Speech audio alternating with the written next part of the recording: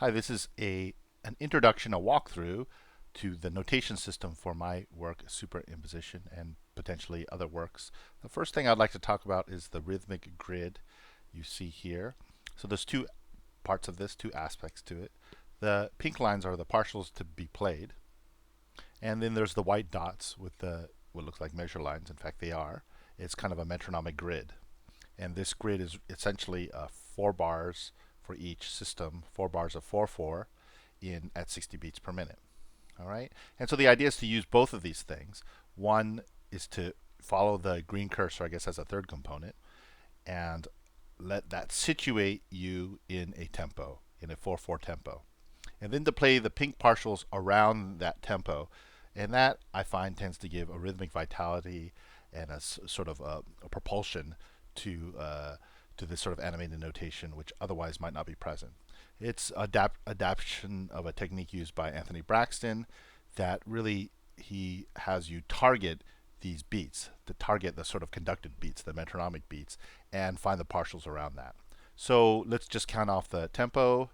4 and 1 and 2 and 3 and 4 and 1 and 2 and 3 and 4 and let me start targeting. So 1, bop, bop, target, bop, bop, target, bop, bop, target, bop, bop, target, bop, bop, target, bop, target, bop, target, bop. Okay, and I don't know if you could tell I was reading the top system. So that's the sort of idea. It gives what you definitely don't want to do is to watch the green cursor and attack when it hits the red line, like the sort of like a finale thing. So if you go bop, bop, bop, bop, it takes away that sort of impulse and that rhythmic vitality. Okay, so that's the rhythm there. Let me introduce some more things and talk through them. You'll have a pitch contour. So I'll talk about pitch class in a minute, but yellow would represent open pitch.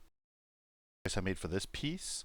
And so basically, if you can imagine the system, the staff being the full range of your instrument. And so lower down is lower and upper down, upper is up. So it just describes a pitch contour. Now the lines themselves, I think, at least in this demonstration, there are all these kind of small ticks. However, that range could be larger as well. So it might be a yellow line from, say, there to there. And that just represents the range from which to choose from. So play somewhere, if it was like as long as the measure line there, you would choose a pitch somewhere in the mid-range of your instrument, that sort of thing. But, so the idea would be bop, bop, bop, bop, bop, bop, bop. I don't think I quite got that right. I think one of my lower notes were higher than the other, but that gives you the idea. With an instrument, it's probably a little bit easier to settle yourself on the range. Okay, so the next bit are sustain notes. So I don't know what happened here, but that's fine. Okay, so I missed some sustain notes, but that's okay. Sustain notes will be played for the duration of the pink square. So if we look at the bottom system there, bottom staff, be bop, bop, bop, bop, bop, bop, bop, bop. Okay, and back up to the top staff, bop, bop, bop, bop, bop, bop, bop, bop. Okay, so easy enough, self-explanatory enough. In this particular case, for the harp, I'm envisioning the sustain notes as being some sort of, if possible, enharmonic tremolo, enharmonic tremolo. If not, just maybe a one string kind of thing. That'd be interesting. And if not, maybe like a low cluster, something like that. If that's not possible, if neither of those are possible.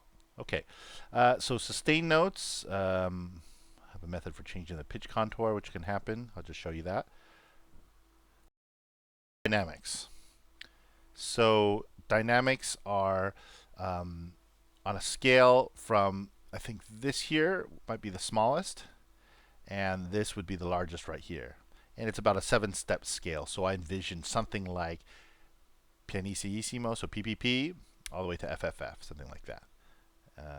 And Right. So I mean, that's kind of self-explanatory. If the partial falls within the dynamic range, you play that sort of that loudness. So bop, bop, bop, bop, bop, bop, bop, bop, bop, bop, bop, bop.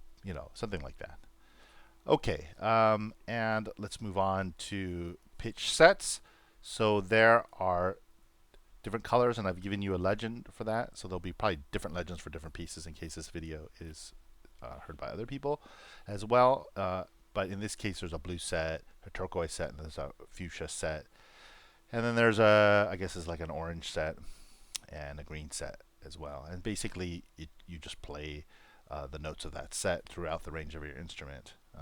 I think I did include, at least for this particular case, a tone row. And I think the decision will be to play the tone row in order and let the pitch contour describe potential octave displacements. And if you can't do that, then just play the tone row in order and just disregard the pitch contour altogether. Okay, and articulations. Hopefully these work. Yeah. All right. So just as in sort of traditional notation, they happen above the note. I'll just go over a few of them. Trills trill. The plus here for the saxophone, it would be tongue slap, tongue thrust, multiphonic right there. And the Z, I'm thinking that is a flutter tongue. Okay. And for the harp, trills trill. Bartok pitch, I think that's standard, but it's snapping the string down to the soundboard, I guess. We have some other ones. I'm envisioning the plus for the harp, and I know that's not standard notation, but a snap of the string, so flicking it like you would flick your little brother's nose. And multiphonic, I am envisioning that for the harp as being slapping a cluster with an open palm, in approximately that range. So sort of a string slap. Okay.